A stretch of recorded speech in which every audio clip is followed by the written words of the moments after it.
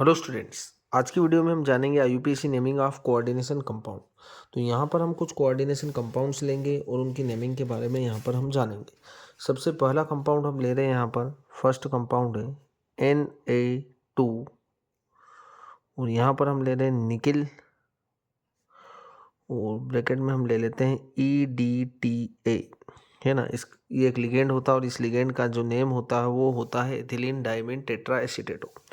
तो ये हमारे पास एक कॉम्प्लेक्स है, इस कॉम्प्लेक्स का हमें नेमिंग करना है। तो सबसे पहले यहाँ पर आपको ये दिख रहा है, इसे हम बोलते हैं क्या, काउंटर आयन। और ये जो निकिल दिख रहा है इसे हम बोलेंगे सेंट्रल मेटल एटम। और ये जो EDTA दिख रहा है हम इसे बोलते हैं लिगेंड।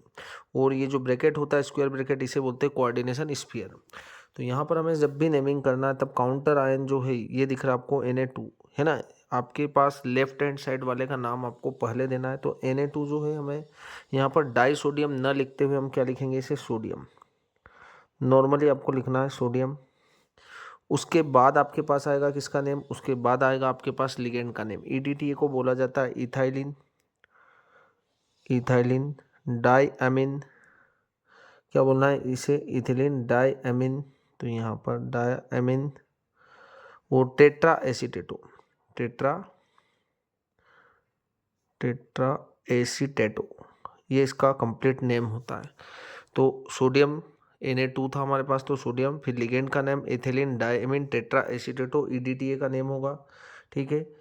उसके बाद यहाँ पर जो निकिल है आपको इसके साथ क्या लगाना है, 8 लगाना है, क्योंकि ये सेंट्रल मेटल एटम है। और आपका जो कॉम्प्लेक्स है वो नेगेटिव है, क्योंकि यहाँ पर Na पर प्लस है तो ये कॉम्प्लेक्स हो जाएगा नेगेटिव। तो जब भी आपके पास लेफ्ट हैंड साइड पर कुछ भी रहेगा, कोई भी मेटल या कोई भी काउंटर आयन लगेगा या रहेगा, तब आपको सेंट्रल मेटल एटम के साथ क्या लगाना, 8 लगाना। तो यहाँ पर हमारे पास आ जाएगा क्या, निकिलेट, NiCKELATE, इसे हम बोलेंगे निकिलेट। और फिर आ जाएगी उसकी ऑक्सीडेशन स्टेट, और वो आएगी आपके पास कितना, 2 आएगी। किस तरीके से आएगी 2, तो ये भी हम जान लेते हैं। देखो यहाँ पर सोडियम है, फर्स्ट ग्रुप का है, वैलेंसी 1 होती है, तो 1 × 2 प्लस निकिल का हमें निकालना है तो इसे x मान लेंगे। EDTA पर जो चार्ज होता है वो कितना होता है, -4 होता है। तो इक्वल में आपको लगा देना 0, क्योंकि कॉम्प्लेक्स के ऊपर आपको कोई चार्ज नहीं दिख रहा है। तो यहाँ होगा 2 + x - 4 = 0 और x = 4 - 2 = आ जाएगा 2। तो यहाँ पर आपको क्या है, 2 लिख देना है। तो इस तरीके से नेमिंग करना है। दूसरा कॉम्प्लेक्स हम यहाँ पर ले रहे हैं और वो होगा LiAlH4। यहाँ पर ये कॉम्प्लेक्स है हमारे पास। सबसे पहले इसकी ऑक्सीडेशन स्टेट निकाल लेते हैं, फिर इसका नेमिंग करेंगे। यहाँ पर लिथियम का वैलेंसी 1 है, तो यहाँ पर 1 प्लस एल्यूमिनियम का हमें कैलकुलेट करना है तो इसे x मानेंगे हम, प्लस हाइड्रोजन। अब देखो हाइड्रोजन की जनरली होती है कितना, +1, पर हाइड्रोजन अभी मेटल के साथ कनेक्ट है तो ये क्या होगा, एक मेटल हाइड्राइड है। यहाँ पर हाइड्रोजन कितनी शो करेगा, -1 शो करेगा, क्योंकि जब भी हाइड्रोजन मेटल से कनेक्ट होगा तब हाइड्रोजन कितना वैलेंसी शो करेगा, -1। तो यहाँ पर आपको लिख देना -1 × 4 = 0, क्योंकि कॉम्प्लेक्स के ऊपर कोई चार्ज नहीं है। तो 1 + x - 4 = 0, तो x = आ रहा है आपके पास 3। मतलब यहाँ पर हमें सेंट्रल मेटल एटम का ऑक्सीडेशन नंबर 3 आ रहा है। अब इसका नेमिंग हमें किस तरीके से करना है, देखो सबसे पहले आएगा लिथियम, क्योंकि आपके पास लेफ्ट हैंड साइड पर है तो ये लिथियम होगा। यहाँ पर आपको लिख देना लिथियम, ठीक है। लिथियम के बाद क्या होगा, यहाँ पर 4 हाइड्रोजन है तो टेट्रा हाइड्रिडो, है ना। हाइड्रोजन को आप बोलेंगे हाइड्रिडो, क्योंकि ये मेटल हाइड्राइड है। तो ये नाम होगा लिथियम टेट्रा हाइड्रिडो। उसके बाद आ जाएगा आपके पास aluminium, central metal atom aluminium. पर यहाँ पर हमें एल्यूमिनियम नहीं लिखना है, यहाँ पर हमें क्या लिखना है, एल्यूमिनेट। क्यों लिखना है एल्यूमिनेट, क्योंकि आपका जो कॉम्प्लेक्स है वो कैसा है, नेगेटिव है ना। ये प्लस है, Li पर प्लस है तो इस कॉम्प्लेक्स पर नेगेटिव आ जाएगा। और जब भी आपके पास कॉम्प्लेक्स नेगेटिव चार्ज होता है तो आपको सेंट्रल मेटल एटम के साथ क्या लगाना रहता है, 8 लगाना रहता है। तो यहाँ पर आप एल्यूमिनियम न लिख कर क्या लिखेंगे, एल्यूमिनेट। और फिर उसकी ऑक्सीडेशन स्टेट आएगी जो कि कितना आ रही है आपके पास, 3 आ रही। इस तरीके से आपको निकालना। थर्ड एग्जाम्पल अपन एक और ले लेते हैं यहाँ पर।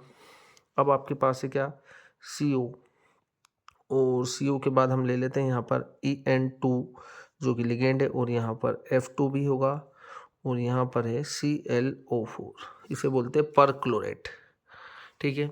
अब इस तरीके के कॉम्प्लेक्स का नेमिंग आपको करना है। तो यहाँ पर ये भी लिगेंड है और ये भी लिगेंड है। अब 2 लिगेंड है आपके पास, तो इसका स्पेलिंग स्टार्ट होता है, इसका जो नेम होता है वो होता है इथाइलिन डायमीन और इसका होता है फ्लोरिडो। तो एफ और ई की कंपेयर में आपको पता है इसका स्पेलिंग ई से स्टार्ट हो रहा है, तो आपको प्रायोरिटी इसे देना है। अब देखो यहाँ पर डाई, ई एन का जो नेम होता है वो क्या होता है, इथाइलिन डाई अमीन, इसका नेम होता है। अब देखो इसके नेम में ही डाई आ रहा है और यहाँ पर भी 2 है, तो आपको 2 बार डाई डाई नहीं लिखना, आपको 2 को क्या लिखना, 20।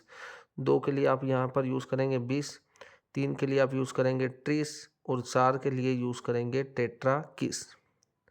ठीक है, अब हमारे जो लिगेंड है उसके नेम में ही डाई आ रहा है, तब आपको 2 के लिए क्या यूज़ करेंगे, 20 करेंगे। तो यहाँ पर आएगा 20 इथाइलिन डाई अमीन। ठीक है, फिर होगा क्या, फिर 2 हमारे पास क्या है, फ्लोराइड है ना। आपको इसको थोड़ा सा ब्रैकेट में लिख देंगे आप इस तरीके से। तो ये हुआ 20 इथाइलिन डाइमिन, इतनी बात हमें क्लियर है। फिर आएगा डाई फ्लोरिडो, तो यहाँ पर लिखना आपको डाई फ्लोरिडो। ठीक है, ये हुआ हमारे पास 2 फ्लोरीन के लिए।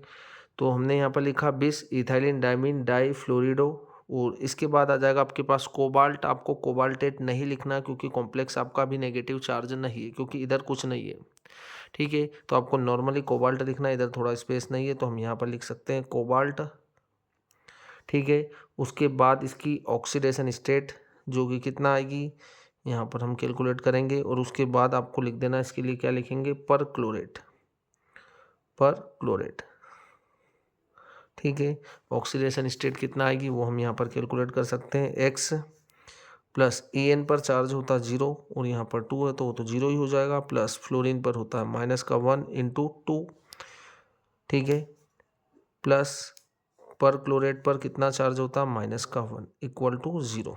तो एक्स ये वैल्यू 0 हो जाएगा, ये होगा माइनस का 2, ये होगा माइनस का 1 इज इक्वल टू 0। तो x minus 3 is equal to 0, तो x इज इक्वल टू कितना आएगा, 3 आ जाएगा।